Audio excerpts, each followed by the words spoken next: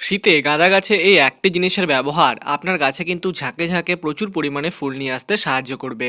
এই সময় গাঁদা গাছে অনেক বেশি ফুল পেতে হলে আপনাদেরকে কিন্তু গাছের মধ্যে কয়েকটি যত্ন অতি অবশ্যই করতে হবে। গাছ লাগানোর 15 থেকে 20 দিন পর যখন দেখবেন আপনার গাছটি মোটামুটি 6 থেকে 7 ইঞ্চি লম্বা হয়ে গেছে, তখন কিন্তু এদের টিপ থেকে একটু করে পিঞ্চিং করে দেবেন।